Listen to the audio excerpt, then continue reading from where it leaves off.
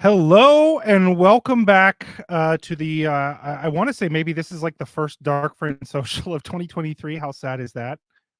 It's actually not, but it's been a long, long time.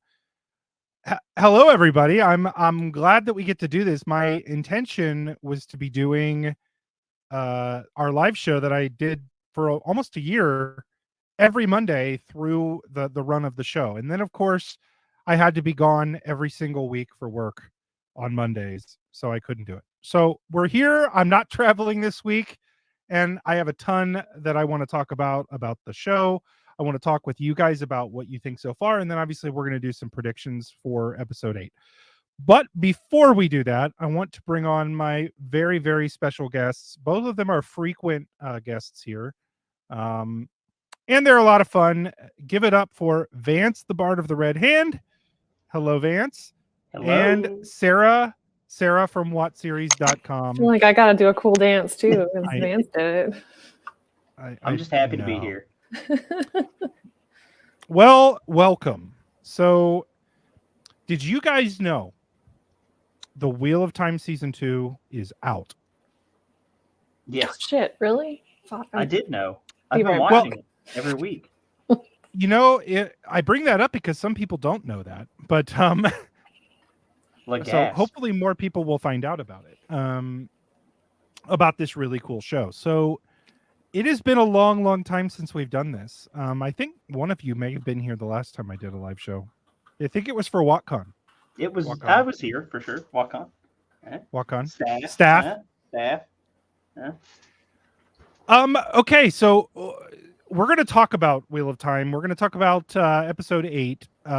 Before we get there, though, I want to first of all say this: if you are the first time ever joining my live shows, so a couple things that are different. This we are, let's just call this an after dark live show. We if your sensibilities are offended easily, this is probably not the place, because Sarah has a mouth like a sailor.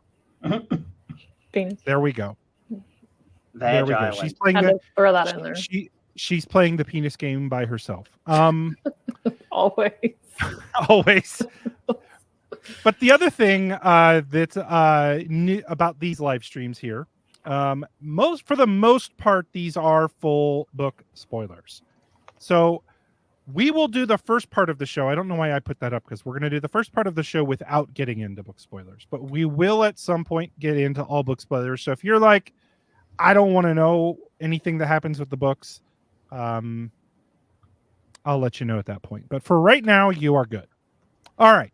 All of that out of the way. Oh, the other thing is I put wigs on if you donate me money, because I am a cash whore. Y'all should do it. That's the only reason I give. Amazon clearly pays me for my reviews. I've been told that many times. So, but they don't pay me enough. And so if you pay me, I put on any of the many ridiculous wigs that I have here that I bought. Which you have purchased from Amazon. That is true, actually. It's a circle. That is true. You make a good point. It's a wheel, one could say. Whoa.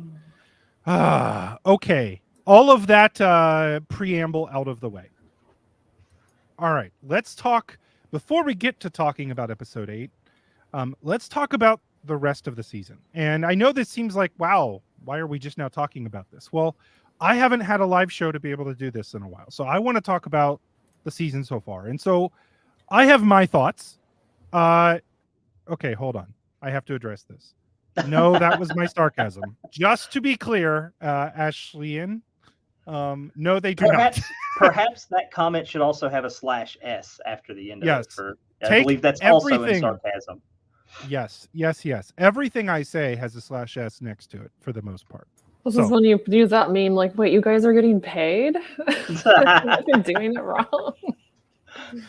I'm definitely doing it wrong. I'm in the hole for my Wheel of Time reviews. In the hole? Yeah. It's never recovered a dime that I've spent on my YouTube channel. Well, let's start with that. Tell me what your thoughts are on season 2 so far, Vance. I'm curious because, I guess let's start with this. I want to set the tone before we even talk about season 2. what were your overall thoughts on season 1? Because I think this will help people understand the context that you come into season 2 with. Yeah, so I mean, with season 1, I think it was uneven for me, was the best way to describe it. I had quite a few high points of season 1 that I just loved. I absolutely loved, but there were some low points in there for me as well, things that I didn't love as much or at all. And so I would say I left season 1, and I was very candid and open about this. At the end of the season, I rated it like a 6.5 or a 7. And then upon a rewatch of season 1, and as we got further away from it, I dropped that down to a flat 6. It was a 6 out of 10 for a long time. And I have to say that it has pretty much remained as a 6 out of 10 for me. I think it's perfectly acceptable for a first season of the show, especially adapting some of the wonkiest material of the series. I don't know very many folks whose absolute favorite book of the Wheel of Time is The Eye of the World. So I felt like they 6 exist. Out of 10 was, I believe them. I believe that they do exist. They're just not that many of them. Dozens, right? Dozens of them are out there.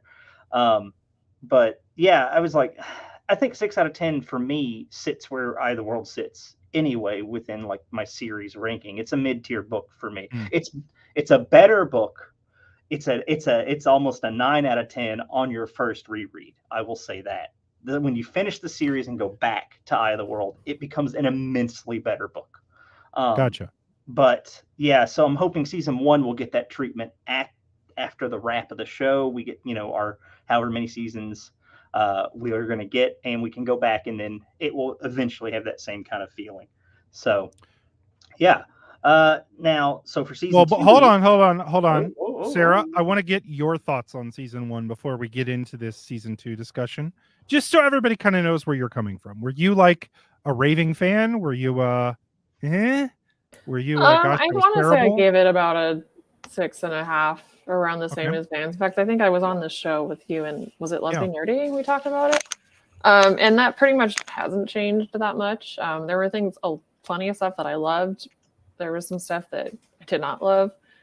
I mean, there's kind of the things that everyone's already talked about a million times, so we don't need to go into the whys and so forth. But Vance is totally right in that it feels very much like The Eye of the World, in that book is not my favorite by any stretch of the imagination. It's full of early book weirdness that never comes up again in the entire series. And I feel like a lot of the changes that they made in the first season were kind of to deal with some of that, because again, they're trying to adapt the series as a whole. And now whether or not you agree with what they changed and how they did it, that's a different story. But I do think that's where a lot of some of the issues they ran into were because of trying to do things through that lens. And now I felt like we're getting into the stage where it can really just walk on its own 2 feet. Like they're not really trying to deal with that early book weirdness anymore. And there's a lot more room for them to kind of, I don't know, find their groove, if you will. So yeah. Well, and I think so. I'll say this is actually great, because this puts the 3 of us in basically the same camp. I think my final review for season 1, I think season 1 had a couple parts that were great, but the sum of the parts didn't add up, right? Like as a cohesive season, I think it wasn't quite as good as the sum of its parts, if that makes sense. So yes, I think my final review was either a 6 or 6.5, something like that out of 10. So we're all on about the same page. None of the 3 of us were raving season 1 fans. Like I enjoyed it because it was Wheel of Time. And I probably, even if I wasn't a Wheel of Time book fan, I would have watched it because I like fantasy TV shows. But I would not have been, oh my God, I can't wait, right? I wouldn't have been that had I not been a Wheel of Time fan. So that sets the tone, I think, then let's get into a bit of our thoughts on season 2 so far. And I guess, Vance, let me go to you first, since I went to you first originally. All right. Overall thoughts on season 2 so far. I will just go ahead and get to the summary of that. It is a massive improvement from season 1 overall. I have been enjoying the season significantly more. It still has moments that make me scratch my head and think that doesn't quite fit in. It's got some of those moments still holding over from season 1. So I can definitely tell that there's still some of that, like they don't know what to do with certain things perfectly. from the books, and so things seem a little wonky in certain scenes. But like if you're going by episode, like I can flatly say this: episode 1 was my least favorite episode of the entire season so far. I got a little bit better on my second rewatch, but I did not enjoy it on the first one. I was better on rewatch, and I think probably my strongest episode is either episode 4 or 5 for me right now. Those are probably the 2 front runners for the strongest for me. Interesting. What about you, Sarah? Thoughts on season 2 so far? Yeah, I mean, overall, again, we're all super boring because I guess we agree with each other. So someone's got to throw a wrench in here somewhere, right? But just even if you're just looking in terms of quality of television, season 2 just looks like a better TV show. I mean, the sets feel bigger and less set-like. I still have things that I have nitpicks about, but overall, I mean, like in the first episode when there's just like this 1 minute shot of like Egwene, going through the tower doing her chores, and like that little scene did more to like show the scope of the tower than season 1 ever did. And those types of just sort of like scale things were what were missing for me from the first season in a lot of ways, and I think for a lot of other people as well. And so it just felt bigger. Everything feels bigger. It feels more like a world and less like a series of individual sets that they move back and forth between. Yes. Yep. So yeah, overall, I would say big step up. Like Van said, there are some things that have been like made me go, what? But I think kind of the best way for me to sum it up is one of the things that I liked the most in the first season was some of those things that they added that like weren't directly from the books, but were like directly adapting something from the books. Like Dana the Dark Friend, for instance, was like not directly out of Eye of the World at all, but took a bunch of elements of Rand and Matt's journey and made it into one kind of cohesive episode arc, which to me felt exactly like Robert Jordan could have written it, basically. And that's how kind of a lot of the stuff in season 2 has felt to me.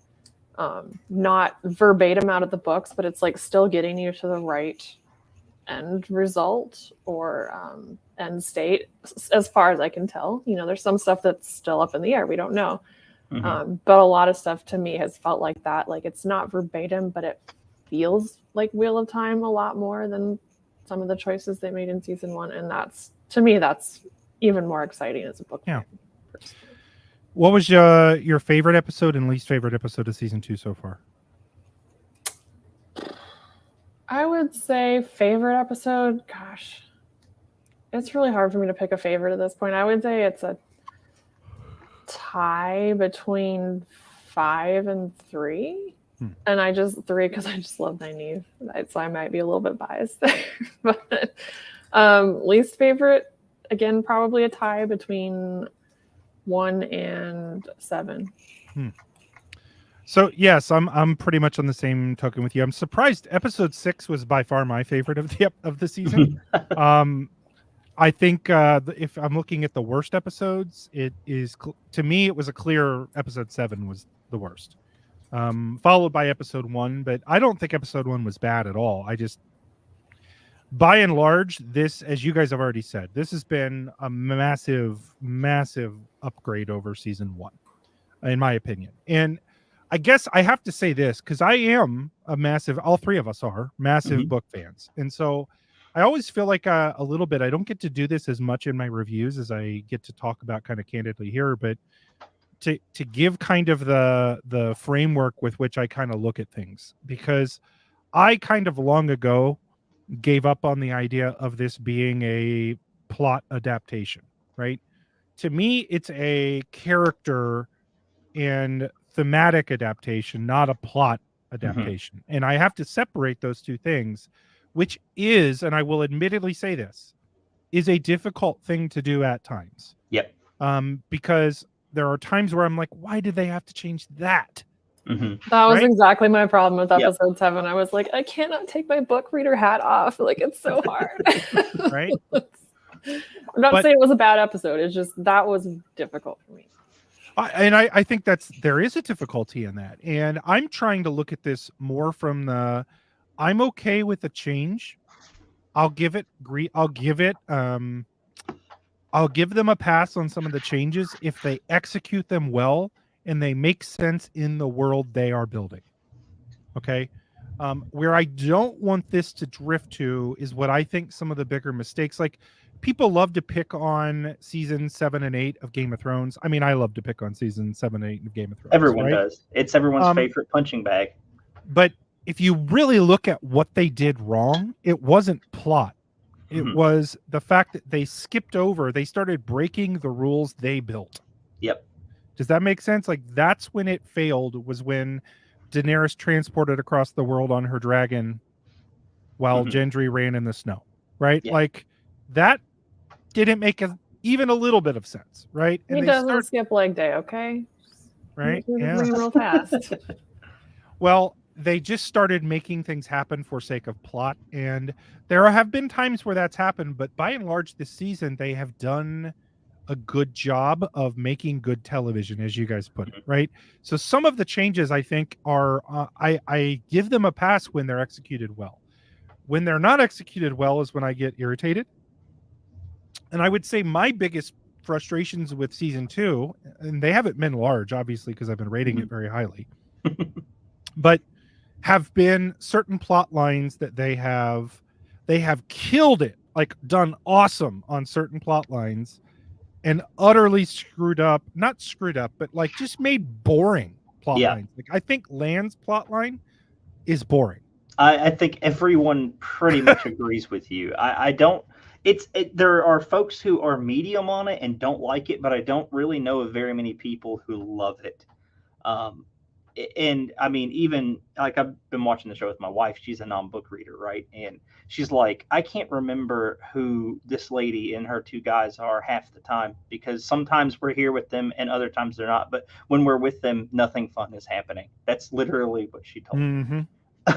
So I think there's some truth to that. And here's the other piece that I will give them, because here is the difficulty in this landscape. Had this show been made 10 years ago, okay, let's say that back around Game of Thrones time, HBO had picked up this show instead of Game of Thrones, we would have gotten a 10-episode season. Yep.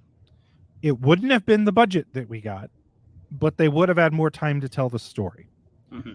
People need to understand that it's not the showrun. Like, the showrunners would love 20 episodes. Oh, yeah. Okay. This is entirely 100% streaming services that are limiting this to 8 episodes. And I will say, one of the results of the new WGA contract, we will very likely not ever see longer than 8 episode seasons again, in my opinion, because they have to pay more now for them. So they're just not going to do them. And it is a result of that. So it is what it is. I mean, and this is the other thing people want to give Game of Thrones got 10 episodes. Okay, Game of Thrones got 10 episodes for one book, and it was literally a word for word adaptation of the first book of the Game of Thrones series, right?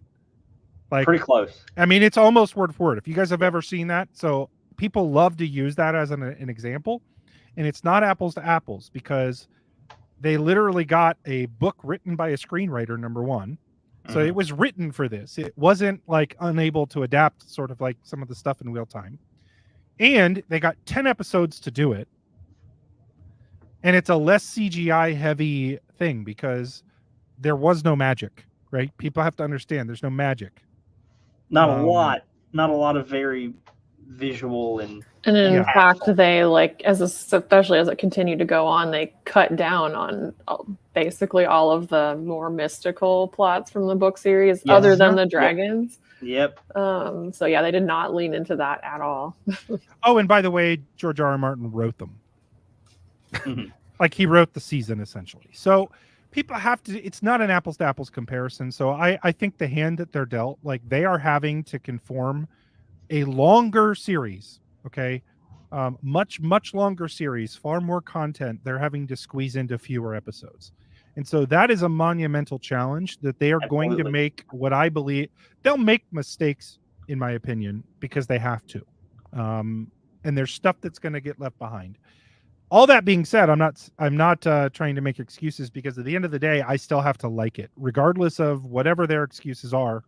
If it isn't enjoyable and it sucks, I don't really care what their excuses were. Right. I don't know if that makes sense. Like, Mm-hmm. Okay. You can understand why, but it's like at the end of the day, if people don't like it, then they don't like it. I understand why episode 8 of season 1 had some struggles. Like, they had COVID shutdowns, they had an actor leave, they had all kinds of crap. They couldn't bring in extras. They couldn't. Yep. It doesn't really matter to me, because the product they put out sucked. Episode 8 sucked. So it and that's not my responsibility as a fan to give excuses for that, right? Anyways, not to rehash season 1. So I think, though, that as we're kind of talking through this, like, I think season 2 has really impressed a lot of us, because I know this. I'll speak my mind on what I thought coming into season 2, and I'm curious what your guys' thoughts were on this. I was terrified walking into the season, because me too. Here's the reality as I see it. This is not a good time to be an expensive streaming show. It's also definitely not a good time to be an expensive streaming show on a network that also has Rings of Power that they've committed to multiple seasons on and spent way more money on. That also happens to be in the same genre you are, right? This is not an enviable position to be. Oh, and by the way, that other show wasn't received well.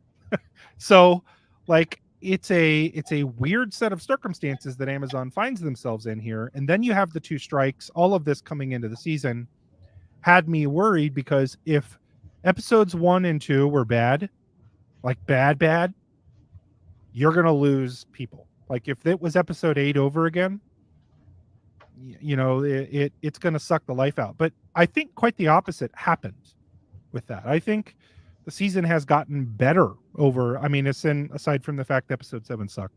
It didn't suck. It was not my favorite. I said that. I gave it a 6.5, I think. But yeah, I'm curious your thoughts. Like, were you guys terrified coming in? Were you worried about it? Were you? Yeah, I mean, I wouldn't say terrified is the right word, but it does feel like the Wheel of Time show has had to deal with a lot of kind of external factors that have not made it have favorable positioning in terms of success. And so, especially considering all that, it's pretty remarkable that it has done as well as it has, because of all these just like unprecedented industry affecting things that happened. And then, of course, stuff like Barney leaving and whatever. Mm-hmm. But yeah, I was very happy to see that. And I think it was really smart for them to release the first 3 episodes again, because that felt like almost like it had been kind of like written with that in mind. Like, people would watch these all together, almost like one big overarching episode. If they had just released 1 or 2, I don't know if it would have had quite the same effect. But honestly, for me, like, seasons 2's only like real issue, which again, I say issue, but it's not like I love this season overall, but its biggest issue was kind of one of Robert Jordan's biggest issues, which is when you have characters or plot lines that like have to tread water a little bit until the other ones catch up, because they all have to end up in this spot. But like, this one character has a lot more to do along the way than this other character. And then this other character is Daniel Henney, who's like a big name in the show, and you have to give him content. And so, you know, that did struggle a bit for me. Although I did, honestly, I liked how it ended up being him that had like figured stuff out for Maureen. I thought that was a nice. It makes me look more favorably on that plot line, I will say, because it feels like, not that I didn't think it would have a purpose, but it was starting to drag for sure. So it was nice to kind of see that be like kind of where it was leading up to.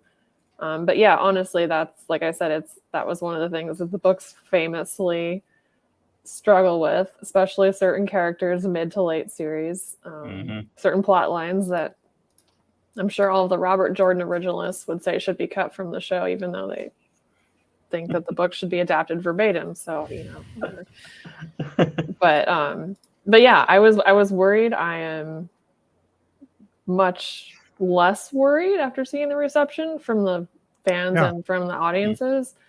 really the big uncertainty is just kind of the industry as a whole and streaming and how's that going to go and like what's Amazon going to do, and I just can't really know that at this point. Yeah, I agree. I think that's absolutely the biggest thing I think worrying all of us is the show could be amazing, and great shows are getting canceled all the time right now. Right. Now let's talk for a moment. Actually, no, we're going to pause because you know what? This show is all about money. That's all I do this for, is for the money, and we've got some sponsors. So I want to go ahead and we'll play a message from our sponsor. Here we go. Is your aunt that you haven't seen for years being a bitch to both you and your mom? Is she hyper-focused on some boy and some mission that you don't know anything about, and she can't even spare time to smile at you? Are you sick of squatting around in your house, even though it's actually hers? Is your name Barthanis? If that seems oddly specific, that's because it is. But what are you to do about it? Introducing sandwiches. Sandwiches, specifically sandwiches with butter on both sides of the bread, can smooth over any family problem. The next time your bitchy, cold, nasty aunt locks herself in her room and writes her private letters, come in uninvited and bring a few sandwiches. She'll instantly realize that her need for privacy is less important than your need to pretend like you know how to make sandwiches better than your servants that you've paid your whole lives for them to do it for you. She will likely share all her secrets with you, and life will be great thanks to sandwiches. Here's how it works. Have one of the servants make bread.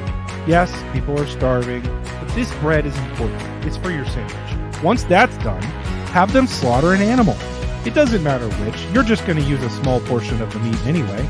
Remember, there are no cold cuts in Kyrian, so that animal is going to need to be butchered today, and that meat needs to be cooked and then sliced into small pieces. Don't forget the butter. Have those lazy servants milk some cows and churn that butter all day. Now, you get to do the hard work. Put the butter on the bread, the meat on the bread, and voila, a sandwich. Your problems with your bitchy aunt are over. Sandwiches. If you want to win the game of houses, make a sandwich. Barthanis, make me a fucking sandwich! Yes, Maureen. Well, I want a sandwich now. I've been successfully influenced. Oh, I love that. I love Yeah. that. I did not think about that in that way from that episode. That was hilarious. Well, Barthanis decided to sponsor. Now, unfortunately for him, he's had a little run-in with the police. So I don't know if he'll be a continued sponsor on the channel anymore, but hey. Well, okay. So let's throw this out there, because there's a random really shitty news outlet that covers the Wheel of Time. And they reported the other day something on Nielsen ratings. I think it's called WhatSeries.com. Have either of you ever heard of WhatSeries.com? I don't know. It sounds like a rag. I heard they suck. Well, it's mainly their writers, but yeah. But especially one of them. She's a real dumbass. She's false. Okay. So tell us about the Nielsen ratings, you. Was I supposed to do homework? Sorry, hold on. My Alexa's talking. I hope nobody can hear that. But yeah, so the Nielsen ratings came in. I want to say they were for the first week.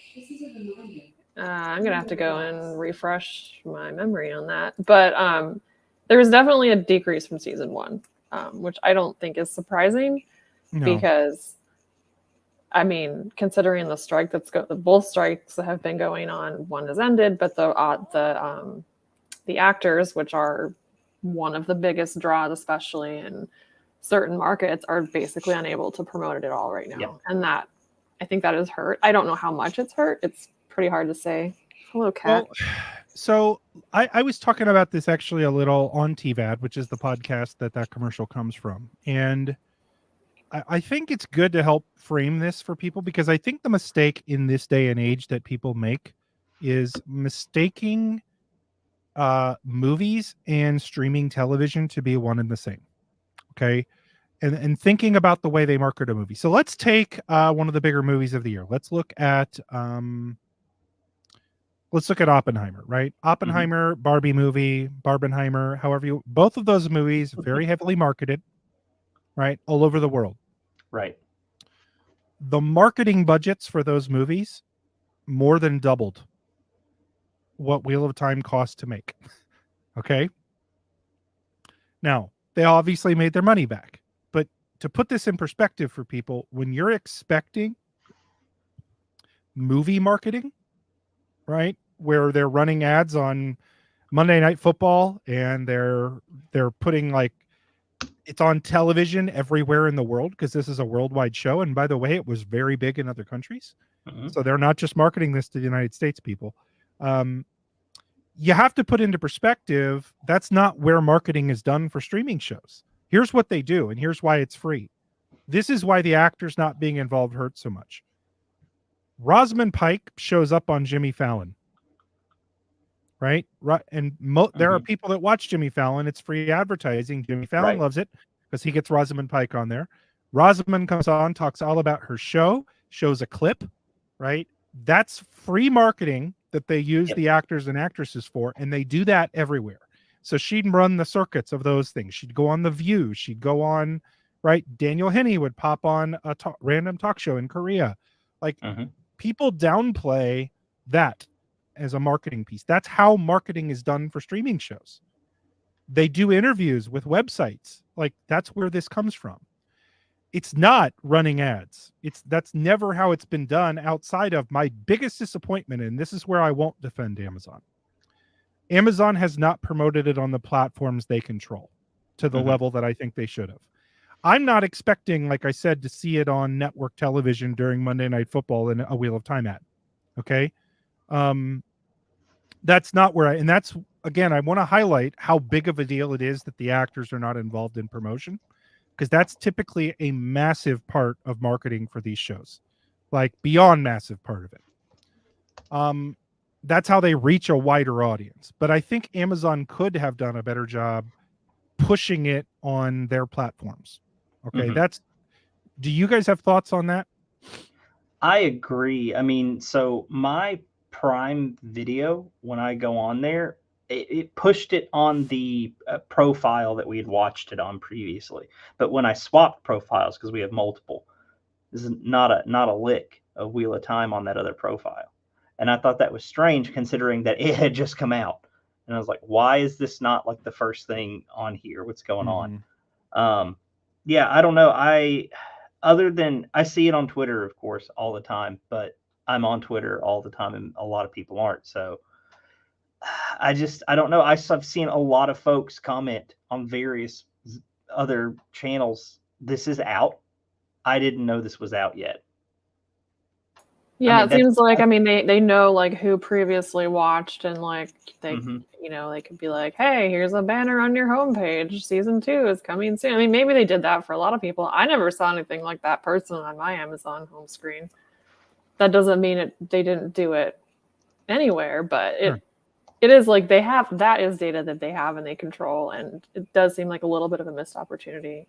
But your cat is cracking me up, by the way. He is very involved whenever I'm on any kind of Zoom call.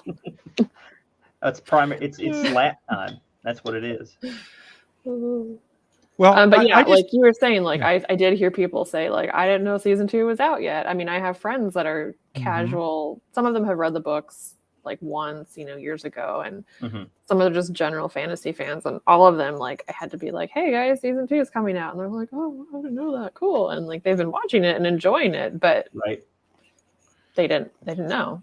So I will say this, and again, this sounds like me defending, and it's actually the opposite of that. I want to be clear on this.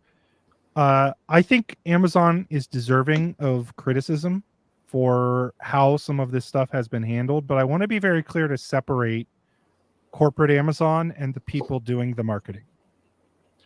Because the people doing the marketing don't control the budgets. Right. Okay, they do what they can with what they're given. And I will say this, having a little bit of insight into the marketing and some of the strategy, not tons, I'm not involved in it, but I know of it. Okay. And And I think a lot of this, I would put some of this on Amazon as a studio, Sony as a studio for the lack of putting money Where is into the it. merch? Yep, that just blows me away. Right? Well, they're making a calculation that they don't think people would buy it, which just shocks me. Well, Because if they thought they could sell it, they would sell it. Well, with the merch that they have, no one's going to buy it because it's bad. Yeah. I mean, that's just the truth of it. I don't want the merch they're selling currently because it looks like cheap crap for the, like, I was sent the hat that a lot of people got. Someone didn't want it, so they sent it to me. Bree, thank you, from, great Twitter time person. She sent me that hat. She didn't want it, and it's okay, but it's not the greatest hat in the world. I have nicer hats. Yeah. I just wanted it because it was a Wheel of Time hat, and she said, "Do you want it?" I was like, "Yes," but I wouldn't buy it. Well, yeah, and I think this is all worthy criticism, because I think it's a show that we want to succeed, and it will only succeed if more people watch it. Now, let me put a little positive spin on everything here, because there's two things we don't know. Number one, the Nielsen ratings are not reliable sources of. You can't look at Nielsen ratings with streaming services and say, "Yep, that's how many people watched it." Yep, that was going to be my comment, basically. Especially since it's so big internationally. Nielsen is only the U.S., and so some of their biggest markets, like I know it's huge in India, and I think like it's really big in Brazil also, and a lot of other places, and Nielsen doesn't cover any of that stuff. And to be honest, that's, I feel like one of the biggest potentials that the show has is for such a global audience, because it's such a global cast, it's such an interesting, diverse, set of characters and themes and cast members, and so it's perfectly primed to do well globally. Yep. There's just not a good way to measure that other than whatever internal staff we won't know about. Right. Well, so I think there's that. There's also the fact that let's take the doom and gloom out of it. It was still number 4 in the top rated Amazon show. Like, it's not like it was, oh my God, it tanked. It was terrible. Right? Like, it wasn't terrible. It just, I mean, it's been the number 1 show on Amazon like the entire time it's been airing, essentially. Yeah.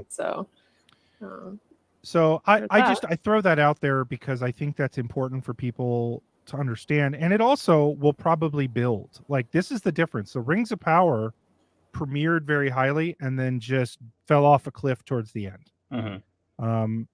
Typically with streaming shows, as they get better, word of mouth draws more people to it. Yep. Okay. And this has, for the most part, I will say this anecdotally, and being somebody who reaches with my content, I reach a certain cross section of fandom, right? I've got diehard fans that watch, and then I've got I've got a lot of, I hate to refer to book cloaks, because to me a book cloak is I don't like it because I'm racist, as opposed to I don't like it because I like books, right? And I just am struggling with the adaptation. Two separate things to me, right? I empathize and I can understand the people who are struggling with the adaptation, because I think that's a struggle that I've had, that I've just kind of said to myself, you know what, I'm going to deal with it because this is what we're getting. And I understand the challenges that are facing them. So that's a different audience, but I still get a good chunk of those people that check out the content and want to follow along, but maybe aren't watching. And there have been a number of them anecdotally that have said, you know what, I'm going to check it out because it seems like it's better this season. And a number of people have said, yes, this is a lot better. This is what I can get behind, this at least, right? That type of word of mouth will draw viewership to a show. Okay. I have a number of friends that have told me, and I'm not making this up, a number of friends that have told me season 2 has been really good. This is my favorite show right now. There have been, I retweeted this. There's a big popular World of Warcraft YouTuber that Taliesin and Evitel, they watched the show and tweeted out about it. Like, right? And they're not like Wheel of Time people. They just were like, wow, Wheel of Time is like the best show on TV this year. Right? Like, that was their offhanded comment. I've been seeing more and more of that. Now, take it for what it is, but I think that because it's a streaming show, momentum can build behind these things. And And if it picks up viewership over the course of its release, as more people find out it's out, I don't know that I would judge the success of the show based on episodes 1 through 3 and how many viewers they got, because it was roughly 60% of what season 1 got for episodes 1 through 3, if I remember correctly. Does that sound about right, Sarah? About 60% of viewership? I think so, something like that. Yeah. So, anyways, I think that is a good lead-in for Buzz, because I think here's my tease before we get into the talking about season or episode 8. If episode 8 kills it, then if there is a lot of positive buzz from episode 8, people are like, you have got to watch this season. I think that the future of the Wheel of Time, here's my bold hot take.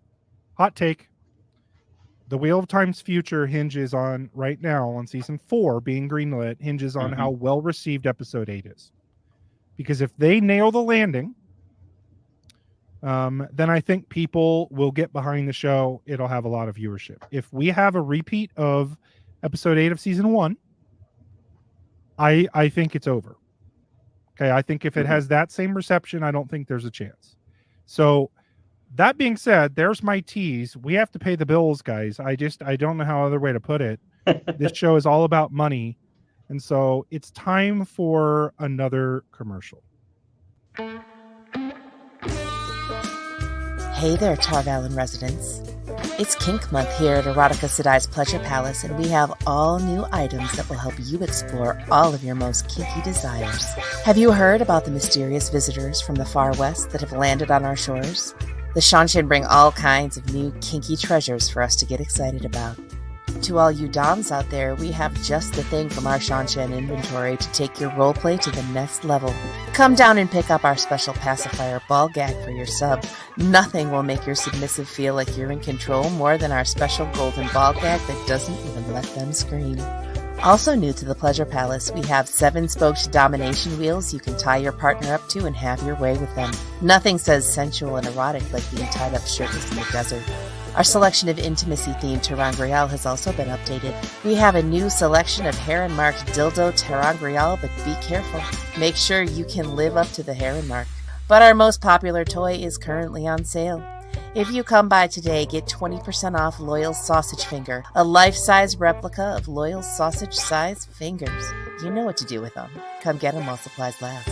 Also, if you purchase the Murdraw Glory Hole Experience, Erotica Sedai's Pleasure Palace is offering free healing of your nether regions by an Aes Sedai. As part of our settlement, it was a bad idea from the onset. Teeth are never good. So come on down to Erotica Sedai's Pleasure Palace. Once you come see us, you'll never have a problem coming again.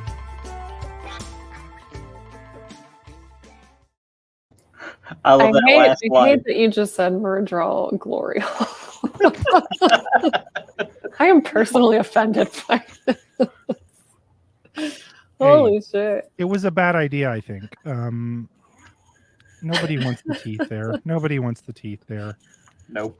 Somewhere in the world is a person that would be into that. Now, during the commercial break there, Vance offered to buy one lucky listener Loyal Sausage Finger. And have that shipped out to you. So okay. Yeah. Okay. I've put my shill hat on, by the way. So. Your shill hat? Yeah, well, you're getting paid for this. Yeah. Okay. I have to preface this. I can't fake it. There's no way. So before we get into talking about season 8, I am going to facilitate discussion here. However, I cannot offer any opinions, and I want you all to empathize with me here. So here was my intention, and here's the reality of what happened. Sure. I knew, so there's a couple people, I'm not the only one. There's many people who get screeners that cover the show. I get screeners, so I usually get my screener on Mondays for the episode. And I had intended when I scheduled this show to not watch it and wait until after. And thought, you know what? I want to go in blind. I want to be able to sit here and speculate and all of that. And then when it's sitting in my inbox and I'm just like, I could watch the final episode or I couldn't. And I gave in and did. So I cannot truly comment because I'm not allowed to yet, and nor do I feel like it would be fair to me to fake like let me predict this. So I will be refraining from any speculation, although I will smile as you guys get it all wrong. So, Yep. You gotta do the Matt Hatch water sip. Interesting. Interesting you say Interesting. that. So, that being said, I think there are a couple things that they teased, and I think what I'll do to kick this discussion off, I'm going to go ahead and play the preview for episode 8. So if you're like somebody who's like, I don't want to see anything about episode 8, this is Amazon's released preview. It's like the you're going to see it now or turn away, but we're also going to be talking about predictions. So if you don't like that either, probably a good time to leave. But here we go. Like 40 seconds long. Yeah, here we go. 40 seconds of preview for episode 8. I still don't understand why you only woke her. Too dangerous, I think, the others. But everything that I could find out said that Lanfear, Luz Theron, and Ishamael were inseparable before the War of Power. They were best friends. Just like these kids. What of the heroes of today? That is what we are now. We are all the heroes of another age's legend. I think it's time we start acting like it.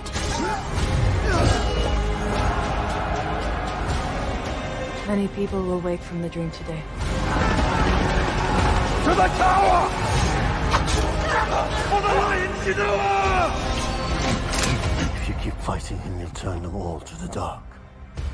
Who are you?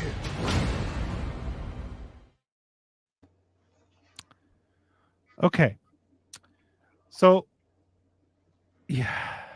Wow, this is going to be hard. Okay. Bad idea, Nae'Blis. All right, let's start. Vance, what is something that you are 100% sure is going to happen in season 8? What is your hot take? This is for sure happening. All right, so this is me being pie in the sky. They're gonna blow the horn, and we're gonna get the heroes and everything. Let's go. We're gonna get the mist. We're gonna get the Rand and Ishamael are not gonna fight in the sky. They're gonna fight on the tower. Whether or not it's a sword fight, who knows? But I mean, I think that much has been made pretty obvious through the foreshadowing. I don't know. Super hot take there, Vance. Hot take. Hey, anyway, no, I said it's my pie in the sky. What I want. Here's Vance's other hot take. Rand will be in this episode. No, I just want the horn. All right, and I've said this before season 1 came out. Like they have to use the Horn of Valir in the end of season 2. Right, like that's always been one of my criteria of like what I want to see, and I hope they do it. You know, obviously, if they do it, and you're not going to tell me because you like twisting that dagger just a little bit every time. So interesting. But that's what I want to see. As for things that's going to happen, I mean, I don't expect like a crazy departure from the books. Like obviously, we got Aiel with us, whereas in the books we didn't have them here. Mm-hmm. So that's just going to be fun, I think, to watch them beat the shit out of some champ soldiers. And of course, I'm happy to always watch the White Cloaks get their asses kicked. So, well, hold on before we move on. I just hit the wrong thing. Well, that's also too great, good, Melissa. Yeah. Thank you for the comment. But dang it, I did it again. Okay, again. All right, sorry, Karen. Karen W says, "Isn't it time to wear a wig?" And I think it is. So hold on one second. Yes. Carry on. All right. We'll go with the talk original. about him while he's gone. Yeah, I mean, y'all know his DJ Nibbles, right? Like that's just who he is. He's not Nae'Blis. He's dark friend DJ Nibbles. It's true. The original Boris Johnson wig. There we go. The OG. I haven't seen that in a long time. I clearly take care of it. It's very well taken care of. It's starting to actually fall apart. What? No. No. Are you experiencing male pattern baldness with your wig? Love it. Okay, so we got Vance's hot take. It's not a hot take. It's what I wanted. It's what I want to see. Gotcha. Well, I think most people want to see that because, I mean, they've been saying we're adapting the end of, or they're adapting, I should say, The Great Hunt and The Dragon Reborn. Right. And I'll be curious your thoughts on this too, Sarah, but like those two books have similarities in their endings. Let's just put it that way. Yeah. Yep. So I think those were two obvious books to try to combine. Mm-hmm. You agree?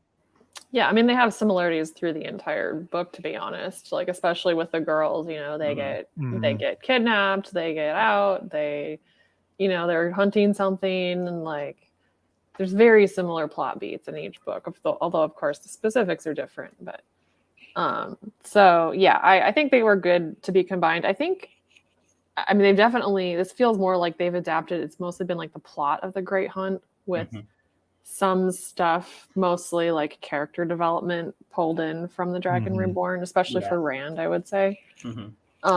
So, you know, there hasn't been a lot of like direct plot things from the Dragon Reborn at this point, except for like Avienda, who was introduced differently, but she wasn't in the Great Hunt. How do you feel? Okay, so this is a two-part question, and this one will go to you, Sarah. So number one, how do you feel about how the Aiel have been introduced so far? And then what do you think is going to happen with them? Boy, well, the first part's easy. I'm a fan. I really have been happy. Although they haven't had a lot of screen time so far, I think they've made a pretty big impact in what they have had, especially, you know, showing the fight scene and the little bits we've gotten about, you know, Giotto and kind of the Aiel way and culture and everything has been really well done. Now, as for where they go, that's kind of, I think, my biggest question mark about the entire ending of season 2 is how will the pieces be set up for the Shadow Rising? Because we know that's basically where they're going from here. And so are they basically going to just kind of do what they did at the end of Dragon Reborn, the beginning of Shadow Rising? I mean, Aiel-wise, that's going to be very different. So I don't know if maybe they tell Rand something that convinces him he needs to go to the Waste, or maybe he has a dream, or both. I don't know. That is definitely one of my big kind of question marks for this episode. Well, and I think one of the things that they would need to introduce to get Rand over there, well, they don't have to, but it would be cool if like we get a surprise Rurark introduction at the end of this episode. You know, because then he brings the rest of the Aiel that then they have to go back to the Waste anyway, and you know, at the end of the Dragon Reborn and then into the beginning of the Shadow Rising. So I don't know, I just thought that would have been a neat. You could still do that specific plot point from TDR, right? Like introduce them right at the end. They don't have to have like a huge part, but they can be there and help out. If the battle's starting to, you know, turn against the heroes, they could be a surprise thing that comes up. And another surprise army. Yeah. I mean, the Wheel of Time likes its surprise army. Sure does. I mean, that's a series staple, and I feel like we need more of it. Do you think well, what is your hot take, Sarah? Any hot takes for season 8, you think, or episode 8? I mean, a hot take or what do I think is going to happen? Both. Okay, well, what I think is going to happen is, I mean, Matt's blowing the horn. Like, regardless of if you've even, this cat, you need to go down. He's just spinning in circles on my lap and keeps falling off. He's huge. So, you know, regardless of what you've seen of promo material or anything along those lines, I mean, like, you can literally like listen to the track, the Horn of Valir in the soundtrack, and it's like Matt's theme rearranged. So he's blowing the damn horn. Hot take, I don't know. I have my doubts about how if Rand is going to kill Turok. He's definitely not going to kill him sword fighting, or if he does, there's going to be something that factors in there to explain how, because he hasn't. I just don't feel like that's been built up believably at all in the series so far. I mean, to be fair, it wasn't built up particularly that believably is also very in the books. accurate. Like, but at least he had like the training with Lan, and you had like his whole internal monologue about the flame and the void. I mean, that's how he basically beats him, right? Is the flame and the void. And a good helping of Ta'Veren and Ta'Veren. Yeah, Ta'Veren, everything, plot armor. So again, I don't know. I can't really say what I think is going to happen instead of that, but I just hope I just want Rand to have a moment. You know, like I don't care if it's killing Turok, but he needs to have a moment. So have they even? That brings up an interesting thought. Little tangent here. Have they even brought up Ta'Veren this season? Has it even come up once? I wasn't paying attention, but I don't think it has. I don't think it has. It has only come up. I think the last time it was mentioned was episode 8. Episode when 8 of season 1. Y'all are Kyrian, peace. Yeah, and that was like the second time it was mentioned in season 1. Okay, so let me like get many into things in episode 8 from that one. It's just they are not talking about it anymore. We don't talk about that. All right, we are going to take one more because again, we got to pay the bills here, folks. It is really, really important. We're going to play one more commercial here, and then we are going to get into the specifics, what they think are happening with each of the different plot lines, if you will, and then we'll call it a night. So this one is a very pertinent to today. Here we go. Here we go again. That damn Wheel of Time TV show is back, and it seems like more people like it than before. Given how much you hate the show, how can you possibly be everywhere at once to shitpost and let everyone know your feelings, especially when no one asks? It's exhausting. Well, from the makers of the original White Cloak Comment Bot, introducing the White Cloak Comment Bot 2nd Edition. The White Cloak Comment Bot uses a patented algorithm to find and comment automatically in every place on the internet at once, even the places no one asked for your opinion. Our previous bot was so successful that we've come back with some brand new features that we know you will just love. So what are the new features in the 2nd edition? I'm glad you asked. Many of you told us that your racist innuendo wasn't quite strong enough and people weren't fully understanding. So the White Cloak Comment Bot 2nd Edition will be more overtly racist and bigoted in its comments. We've also introduced new features like a random generators of ideas about what Robert Jordan is doing in his grave, new people to blame for the travesty that is the show, and of course, the most asked for feature, an originalist badge to let everyone know that you mean business. Let's see it in action in this YouTube comment section where a YouTuber asked, what was your favorite character from the show? Woke, woke, woke. This show is woke garbage. As a Wheel of Time originalist, I was inside Robert Jordan's asshole while he was shitting and thinking about making the books. So I know all about this series. This is just fan fiction. It's another example of let's go, Brandon. I blame Dylan Mulvaney for vomiting all over Robert Jordan's legacy. He is rolling over and over and over and over in his grave. Or how about this one in response to a Twitter poll asking which episode was your favorite? Woke, woke, woke, woke, woke, woke, woke. This show is reverse racism garbage. As a Wheel of Time originalist, I was jerking off to Robert Jordan's notes in the Citadel Library before I was thrown out for indecent exposure. Oh, I know all about this series. This is just fan fiction. It's just another example of immigrants taking our guns. I blame the Barbie movie for vomiting all over Robert Jordan's legacy. He is doing naked jumping jacks in his grave. The White Cloak Comment Bot, 2nd Edition. Because who has time to be an absolute asshole without help from technology?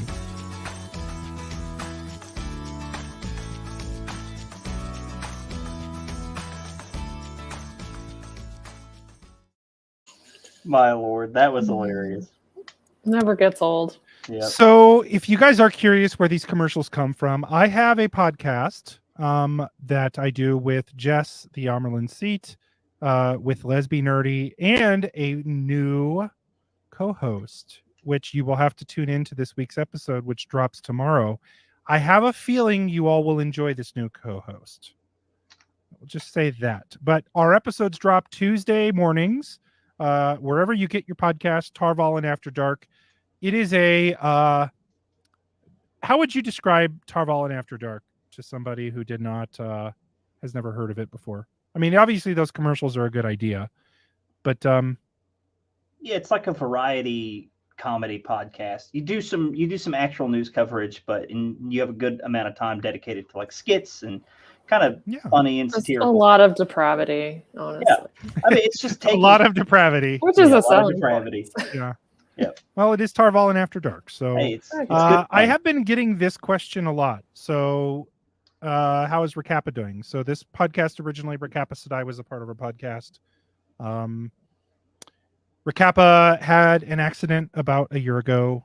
That was not the reason that Recappa's not doing content, but that happened and we did a fundraiser and It's good to let everybody know Brian, who is Erotica Sedai, Brian had for the most part a full recovery. A lot of things went really well. They went against expectations from the doctors.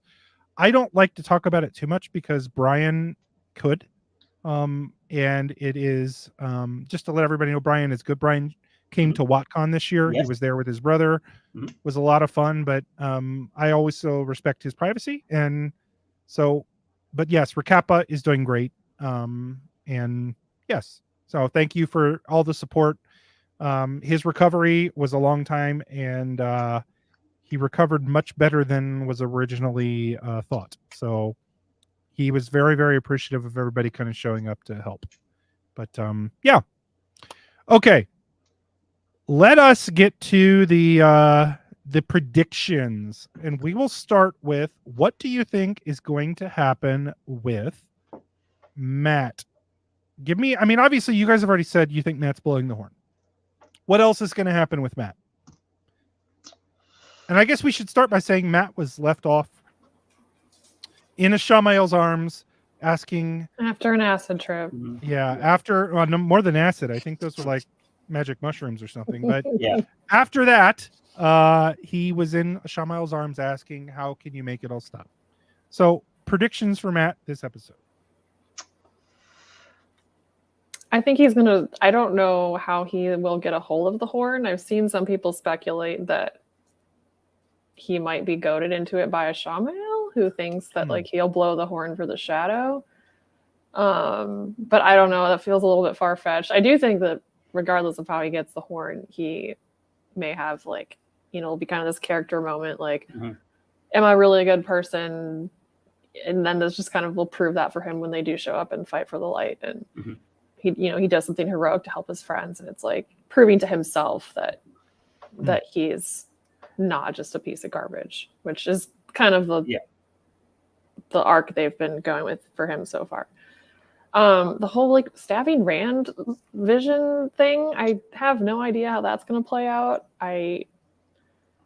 Vance, do you have any theories on that? So I think, and this is just based off the little shot of Matt in the teaser we watched, but I think they're going to set up a Matt horn versus dagger kind of pull moment. I think they're actually trying to get Matt to take the dagger back up, and then with the dagger it will consume him and he will stab Rand. That's the supposed plot line. I think they're inferring for that. I think the horn will be the other option for him to be pulled towards, and he will ultimately choose it over the dagger, because we can see in that teaser they have Matt sitting in a chair with the dagger unsheathed in front of him, and we know if he, you know, I guess they're kind of setting it up as if he pulls the dagger, like takes the dagger one more time, that'll like seal the deal for him, basically. And that's how he makes it stop. He gives in to the dagger and becomes a member of the shadow, basically. So that's how I think they're going with it. How that works with like, you know, him being presented with the horn, because, well, I guess maybe Loyal gets it afterwards. Like there's a shot where you can see Loyal holding the horn box. So I get that could be after the fact, I suppose. Okay, so let's move on to Perrin and the IEO, because they're sort of together, right? What's going on with that group in episode 8? I'm assuming that Perrin may have some variant of his, you know, killing White Cloak moment that he did in book 1, which will make Dane angry. You know, like there kind of starts their whole like eternal rivalry kind of thing. It's possible that he does actually kill Bornhold. I kind of hope he doesn't, because I don't know. I don't know if it really necessarily matters, but I have seen like where Bornhold has an axe, and it's like maybe that's where he gets his axe from, is that whole situation. I would assume that the IEL with him are gonna just be generally helping out in the fighting, and then we'll, you know, kind of meet up with Rand, and then maybe there's like a moment where they're like, this is the Karn or something. Like, I don't know if there's like that he who comes with the dawn moment in book 4, but maybe they have kind of some variant of that in here as well, and they're like, it's him. Yeah, he needs to go to the waste. We got to take him back. I agree with your assessment. I do think Perrin is going to kill Daddy Bornhold. I think that's the logical step. And I think with the axe, because they did foreshadow that with Dane, right? Also having an axe. I think that is where Perrin will probably finally pick it up and get rid of the sword. and we could have Perrin with an axe. He may do it like in response, like maybe Bornhold kills Hopper, and he, rages out. And and I think that makes sense. And we don't really have Perrin doesn't have the rapport with Bornhold in the show, Daddy Bornhold, like he did in the books, right? So it's a bit different, but I think it could land. Just if it's like he kills Daddy Bornhold kills Hopper, Perrin goes blind rage, he murders Daddy Bornhold. Dane now has his vendetta. I think that's a safe assumption. But, Great poker face. Yeah. Interesting. All of this is just difficult to not inject commentary on. So, okay, let's talk then. We're gonna get to I think the two main characters that everybody kind of knows is going on here. Let's talk what's going on with Lanfear and the whole Rand and Maureen and Rand thing in the ways, right? Because when we last saw them, they're walking into the ways. I feel like they somehow get separated. Like she and Rand get separated from Lan and Maureen because there's like the promo shots of Lan and Maureen by themselves, like very much alone on a beach. And I don't know if what the mechanism of that would be, but to me, that just seems obvious. I just don't know why or how it's going to happen. Also, my hot take prediction is that Lanfear will continue to look hot as fuck. Yeah, that's pretty. I like that. You know what? I'm gonna break my NDA. She does. Oh my God, ruined. Oh, we heard it here. Yeah, heard it here first, folks. Lanfear is hot as fuck. And so Ramael will continue to look hot as fuck. Yeah. But I think you're onto something there, Sarah. They're going to have to get separated. I mean, we already know that Lanfear has access to the true power already. So she could true power travel outside of the ways, probably. Now, speaking of her and Ishamael and Rand, and then Luz Theron, like, do we think we're going to have an Age of Legends flashback? Because we see Luz in the preview. Oh yeah. I think it's like either he's like a vision showing up in the present day, or it's a flashback, which to me would make more sense if it's a flashback, because they also had a flashback to Age of Legends in season 1, episode 8. So and it was like they did the Rand's birth in episode 7, right? So it's like poetry. It kind of rhymes, to quote George Lucas there. Okay. What do we think? So after they get separated, is there anything else that you think will happen? What's Lanfear's arc in this? Because her arc is, I think, very obviously going to play out differently just from the way we've seen it, from the way it does in The Great Hunt. So, what do you think is going to happen with her specifically? I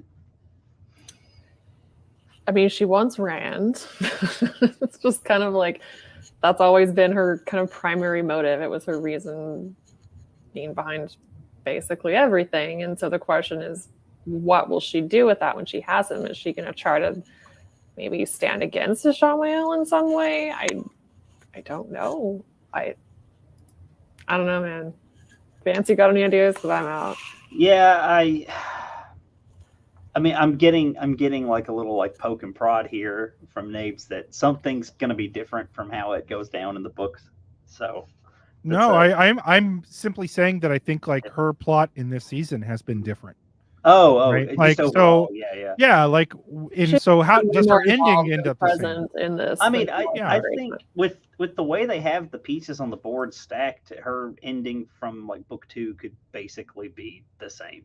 She could have the exact same lines verbatim. I mean, she doesn't have to do the whole Mask of Mirrors. I'm actually slightly older, slightly hotter, to quote Allie there. But she could just say, "Keep Rand safe for me. I'll be back." And so, to be clear for everybody too, here's Lanfear's, and I think this gets lost on a lot of people because they don't realize this. Here's what Lanfear's plot is at the end of The Great Hunt. That's the first time that she actually shows up as Lanfear. Up till that point, she was Selene, and she was kind of disappearing and making Rand feel weird and all that. And we were all shocked that Selene was back. Shocked. But Absolutely. We have Min sitting there watching Rand recovering from his fight in the sky with Ashamael, and he has a wound at his side. Actually, he's not even recovering. He's fallen. He's like dying basically from Ashamael's wound that he gave him. Yep. Most people miss this part, but Lanfear is the reason that Rand didn't die. Lanfear healed him. Yep. Okay, Lanfear is the one that sealed it off so that it wouldn't spread. So without her showing up, Rand dies in the Great Hunt. So that's her plot line there, right? Rand stabs Ashamael. He disappears in the sky. Rand's dying. Lanfear shows up, tells Min, hey, girl, I'm Lanfear. Keep an eye on him for me. Heals him and then pieces out, right? Like, that's Lanfear. Yeah. So do you feel like we're going to get that ending? Do you feel like there's a different ending in store? Do you feel like, what's happening with her in episode 8 is, I guess, the question I'm asking. I mean, I feel like she could still probably get pretty much that same ending without the, like, reveal part of it, right? Show up, heal Rand, tell folks that, hey, keep him for me, and then go off to do, bippity-bop the fuck off to go do whatever she wants to do. In fact, I think that's almost been more set up for her to do that. Right. Yeah, I feel like it would make more sense now, right, than it did at the end of the Great. So, okay, let's move off of Lanfear. Let's split off from that group some more. Maureen and Lan, because you've seen them in the previews. What are they doing in said episode, in your opinion? We're just breaking it all down here. Cool shit. I was speculated a while ago that, like, maybe, at the end of the Dragon Reborn, Maureen has this moment where she just, like, comes in and balefires the fuck out of Balal, like the Forsaken that nobody cares about, but still it's pretty cool. And so I kind of wondered if maybe she'd have sort of some similar moment that would be combined, maybe her breaking through her shield in episode 8, but like the shield part of that is obviously now. I was gonna say that already not broke. a thing. So that part of my theory is gone, but I feel like she'll do something like that, but what it would be, I don't know, because really the options are like Turak or Ashamael, or like I guess maybe Lanfear. Like maybe they'll do another kind of conflict between her and Lanfear to set up later things. I don't know. And then I think Lan's gonna kill some Shan-Chan, which it's not very hot take because we saw it in a preview. Yeah.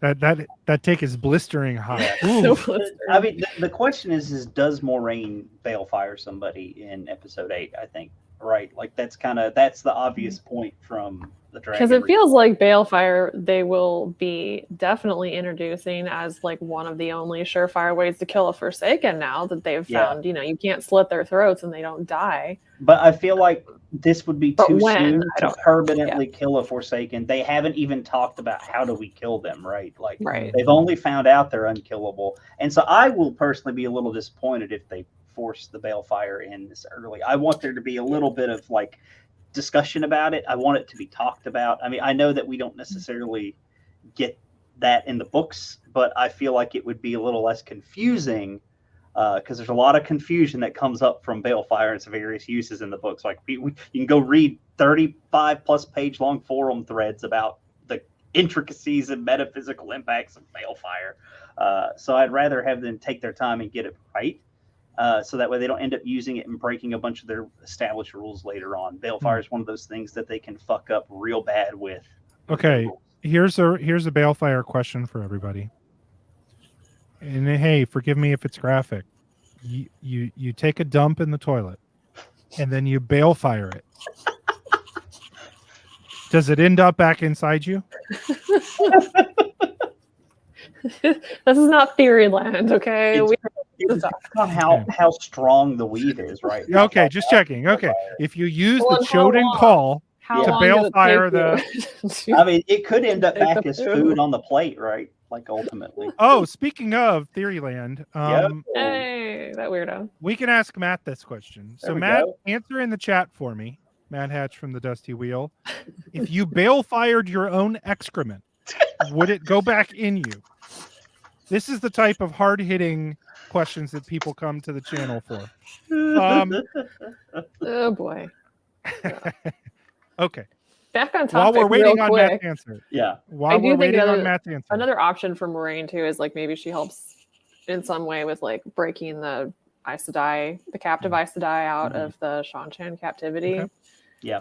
Like that could be another cool way for her to be involved. But so okay, let's just move on to Egwene, Nynaeve, Elaine, because that's all tied together. What's happening there? I mean, to me, their plot so far has been the closest to their book 2 plot, just because it was already very kind of cinematic almost. I mean, it had a perfect kind of arc for the for the way these seasons have been going.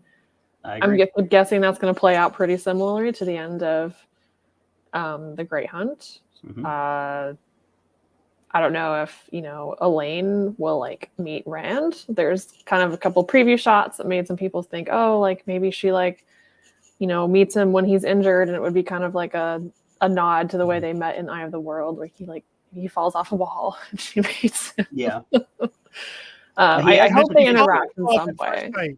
She's in love at first sight. Oh yeah. I would like for him to interact at least super briefly with Elaine and Aviendha, but we'll see if that happens. Yeah, I mean, he has the potential to meet both of them, and then that would be all three of them met finally. So just not all at once, but I don't know. Okay. I think my big question is, will the girls be going back to the tower after the end of season 2? Because in the books, obviously they do at the end of the Great Hunt, and then they kind of do this repeat sort of plot in book 3. And if they're going to be skipping straight to book 4, how's that going to go? And I don't know, but I feel like in some ways they kind of have to go back if they're keeping, the accepted tests and things. But it also would feel a little bit, I don't know how they maybe would adapt that, considering that the rest of season 3 is going to be Shadow Rising, so that kind of remains to be seen. But I mean, especially with Egwene's plotline, especially, right? Like, it's just if she goes back to the tower, like, yes, we have some cool moments with her in the tower, right? Like, we want to see that stuff, but we have some really good moments of her with the Aiel in the Waste, and I definitely want to see those. So, that's hard. Well, regardless, I mean, they've got their rings that they need to pose as Aes Sedai now. So I was going to say, I think they have that. Yeah. They what do we think is happening with Rand? Like Rand's plot line? Do you feel like? I mean, obviously he has a fairly iconic plot line from the books here, and so what happens? What are we predicting happens with Rand? Well, they've mentioned the sky battle twice, at least. And then something else about bannered across the sky and fire, proclaiming himself the dragon and fallen, which they've kind of seems so they've condensed that with some of the tier stuff from the books, which cool. How that happens, again, is anybody's guess. I don't know. I think he will definitely fight a Shamael. I mean, he pretty much has to. The end result of that is, again, a big question for me because, in the books, he fights him 3 times and it's only the 3rd time that he actually prevails. And so I never expected that would happen in the show because if he's kind of fought him once already at the end of last season. And so then, but they flipped the script on that one though, right? Like the fight actually set him free. Right. It wasn't really a fight. It was like an encounter, I guess. Yeah. So will he, kill or defeat or imprison or whatever Shamael? I don't know. Yeah. I really like the actor for Shamael. Hold on. We have to go back to the really important question that was asked earlier. Sorry, cut your stupid jibber jabber off. We have the real stuff here. Breaking news from the Dusty Wheel. Have you searched Theoryland for the answer to this question? Because that's what you're implying here, Matt. You're implying that you have found the answer on Theoryland. So I am anxiously awaiting the answer to this question. Or did you find this in the notes? Did Robert Jordan, because Matt has seen Robert Jordan's notes and has held them. Oh, it's that answer. Is this something? Robert Jordan, you are too obsessed to have. Here we go. RJ said you are too obsessed and have too much time. You need to sort of get some sort of life. I suggest you have an intense love affair. Doesn't matter who, be it man, woman, or German Shepherd. Wasn't that in response to like someone asking if she made a gateway and then like Gail fired herself through the gateway? What would happen?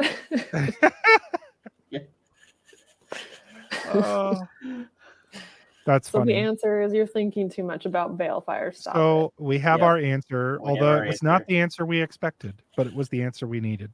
Yep. So, okay. Any other things that you think that are going to happen that we have not yet mentioned in episode 8? Oh, I totally forgot about Ingtar. Is that Yeah. whole thing gonna happen? I mean, they definitely set it up in episode 1, but then like he's kind of disappeared. So they would have to do. They set it up with Perrin though, not Rand, right? Right. The Yeah, whole it would thing- definitely not be Rand. I Yeah. feel like. So they gave pretty much all of Rand's early book Great Hunt development to Perrin. So yeah. I mean, they're gonna have to do it, right? Like they gotta deliver. There's just so much they have to pack into this episode that I'm like, oh my god, I don't know. Can we all agree that we just need a minimum of 2 more episodes a season? Yes. That would be nice. I would like an additional 30 minutes of runtime per episode as well. Just Yep. saying. You know, I mean, if they've improved this much with only like 2 minutes from cutting the intro, like imagine what they can do with 30. I will say that, yeah, the increased runtime this season has been. I'm out of water. Very nice. Interesting. Now drinking air. All right. Okay. I have a question for everybody because I think we're kind of wrapping up on the episode 8 talk because I will definitely be back next week. We'll have some either the same guests or some new ones if they want to come back. And we will break down the entire season and We'll talk all about of this how stuff. wrong we were in all of our predictions. Yeah. And I can't wait to actually talk about these things. And this is why you don't give in. Okay. I gave in. I have a question for everybody though before we leave tonight. How many of you are, and I'm curious, I'm actually going to run a quick poll in the chat. And this will be not a Dusty Wheel poll, I don't think. Actually, yes, it will. I want to know if you guys are book readers or not. So it'll be interesting to see the results. And while we're waiting for everybody to vote on the poll, I have a reason that I'm asking the question. But I do think this, and so while we're waiting on that answer, I think the season has been received pretty well from almost everybody I've talked to that's not a book reader. So I think reviews have been positive for most of the people I talk to that are book readers, although there are definitely people that are not fan. And look, again, that falls into a couple categories for me. If you have trouble as a book reader just getting behind some of the changes and it's hard for you, I empathize with it. I get it, and I won't hold that against you. It's okay to not like it. I'll never begrudge that. Just don't be a jerk. In the same way, I say this to people that are fans of the book. Don't be jerks when somebody says they don't like it. You know, if they're asked their opinion, it's okay. But that being said, I feel like the reception has been pretty positive from the people that it needs to be positive from, and those people are the non-book readers. Am I wrong? No, I mean, I think, and that was honestly pretty much the case in season 1 too. I mean, overall, the non-reader reaction was very positive. And in fact, I think being able to watch some of those reactions or like watching the show with my husband who hasn't read the books really helped me understand and appreciate some of the changes that they made, because it felt like overall they did accomplish what they needed to accomplish. And I'm glad that trend seems to have continued in season 2 for sure.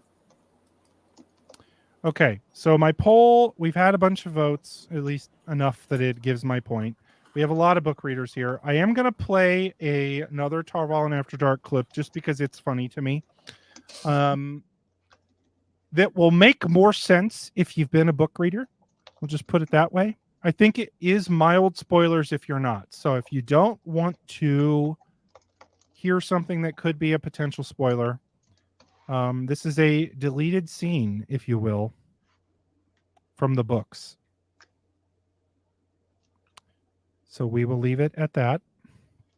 And here we go. Hello and welcome to Lost Writings from the Wheel of Time. With the release of Michael Livingston's Origins of the Wheel of Time right around the corner, which Robert Jordan's epic fantasy, the story, The Wheel of Time, is back in the news. And in his book, Michael Livingston scoured Robert Jordan's notes, revealing to the public some of the information that was buried in those notes, including the identity of Nakomi. But also during this research, entire segments of writing were uncovered. Robert Jordan had written many scenes that were cut from the released versions of the books. Today, we are going to release one of those scenes to you. Now, this segment that we're about to hear comes from The Shadow Rising, and it was cut from the final release. The notes attached to the deleted scene have the following caption. In Robert Jordan's handwriting, it says, "Need to write the men more like I write the women." And that was it. Now, it's unclear why the scene was cut from the final release, but here it is, written from Moiraine's point of view, as she tries to talk Rand out of bringing the Aiel into the Westlands. Jess, do you mind reading it?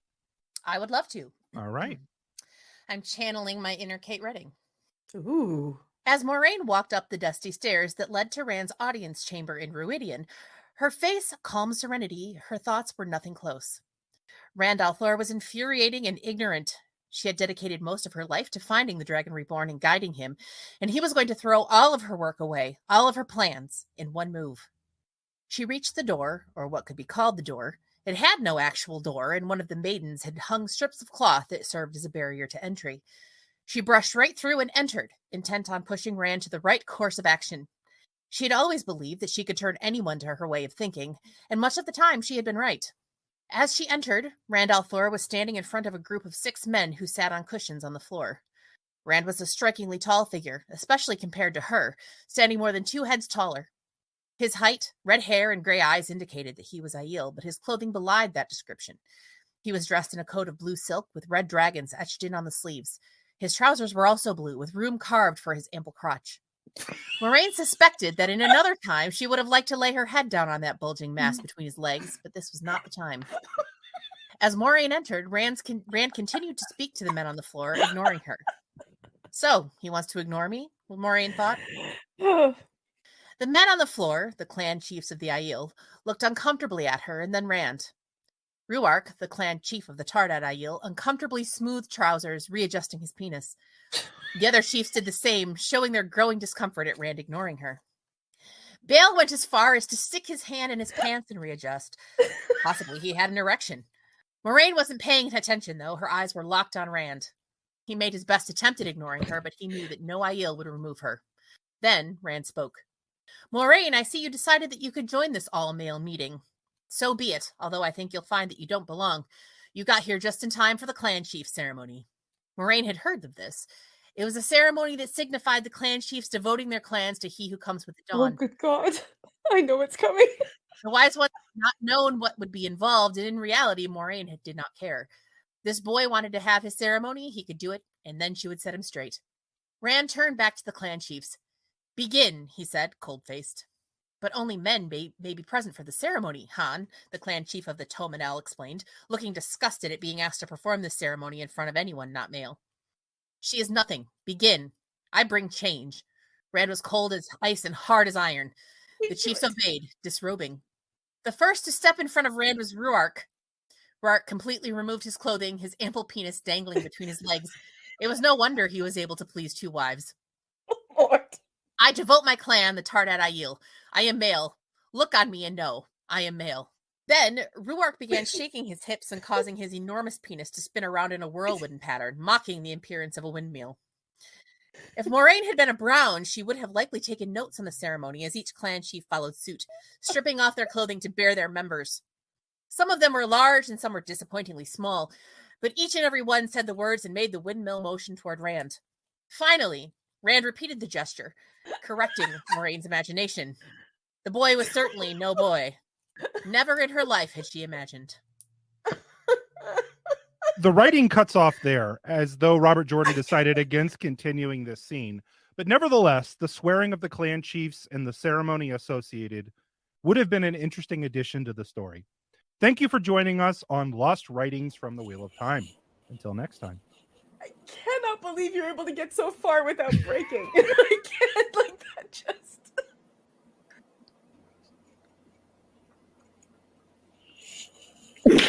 Jenny's commentary makes it. Oh my god! I want to say how much of that was actually just taken verbatim out of like one of the White Tower ceremonies and have the references swapped because it was an uncomfortable amount. Tarval and After Dark. Yep. Check out the That was podcast. Okay, guys, thank you for coming on. Before we go, tell these people where they might find content or stuff from you. Well, so I'm Vance, the Bard of the Red Hand on YouTube. You can go find my channel. I cover anything from the books to the Wheel of Time video game, which is back there center shelf on the video game shelf, as well as the TV show. Though I haven't been doing like an every episode review or reaction. I have one for the first half of the season. Then I did one for episode 5 because I liked that episode so much. And then I'm going to do another one after the season is over, kind of do a holistic view, thoughts, feelings, and how well I thought they did here, how bad I thought they did in other areas. So, yeah, just kind of doing a slower pace this season. Season 1 was a little bit hard to do every week, pumping out a video. So, Sarah? And I am 1/4 of the website WOTseries.com. You don't look like the website. WOTseries.com. We write about TV show news and we find lots of things on the internet and report on them that you probably won't find elsewhere. So you should read our stuff. And also I'm on Twitter as Celtic Mist 08. That is Mist with a Y because I was extra when I was 15. Well, there is a game Mist, right? There is, and that's actually where it comes from because I was obsessed with those games. Sarah, for the longest time, when you first joined my Discord server way back in the day, I kept reading your thing as Celtic My ST, and I kept wondering, what does that mean? You'll never know. I guess not. Secret. All right. Well, thank you, everybody, for joining us. We will be back next week for the Dark Friends Social. Thank you all for joining. Thank you to my guests, and we will see you soon. See ya. Bye.